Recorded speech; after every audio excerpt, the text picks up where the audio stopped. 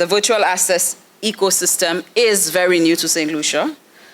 Juliana Alfred, chair of the National Anti-Money Laundering Oversight Committee, NAMLOC, welcomed the team from the World Bank and the European Union, who conducted a workshop on virtual assets for stakeholders from the public and private sectors. St. Lucia's Virtual Assets Providers Act, passed in 2022, provides for the licensing and supervision of the sector. Despite the absence of registered virtual asset service providers in the country, the recently completed National Risk Assessment rated the threat and vulnerability of the sector as medium-high and medium, respectively, due to reported active participants in the international virtual assets market.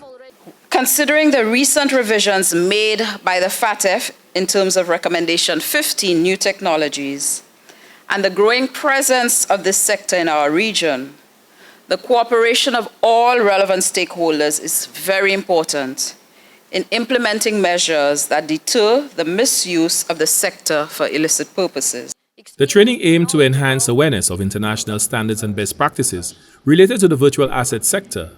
Matira Hutaru is the Senior Financial Sector Specialist at the World Bank. So we are talking about cryptocurrencies, which are kind of a very hot topic. So of course it's going up and down through time due to different scandals and issues, but we hope we'll see a stabilization of this industry, and at the same time we see international organizations and standard setting bodies are putting in place minimum standards which national authorities should be implementing. And this is our aim and our goal, to make sure that St. Lucia is getting access to best services, is getting advantages of digitalization and transformation of financial services, at the same time is not putting at risk citizens and legal entities by assuming too excessive risk.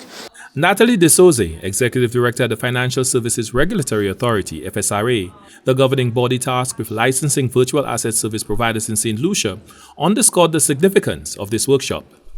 We are getting now assistance where we can bring both the private sector, public sector together and start networking, and for us to ensure that we have the necessary tools that are needed for the supervision monitoring of that sector.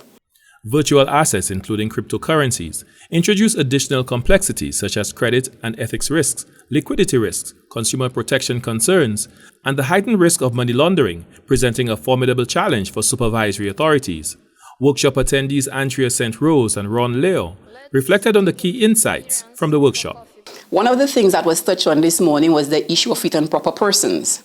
When we deal with money laundering, we want to make sure that the people in the governance positions are well equipped to deliver on the governance commitments to the institutions. The workshop here today, the session here today, is actually helping persons in the private sector understand what are the distinct risks that may come with a virtual asset service provider and how exactly you can manage it. So this is extremely important in allowing us to be able to develop our financial sector to a place where we as a people could benefit not only in the traditional manner, but in new inventive ways. This training initiative, funded by the European Union, is poised to serve as a model for replication in the OECS and CARIFORUM jurisdictions. Its primary aim is to foster a harmonized level of knowledge and expertise among virtual asset service providers throughout the region. For the National Competitiveness and Productivity Council, Glenn Simon reporting.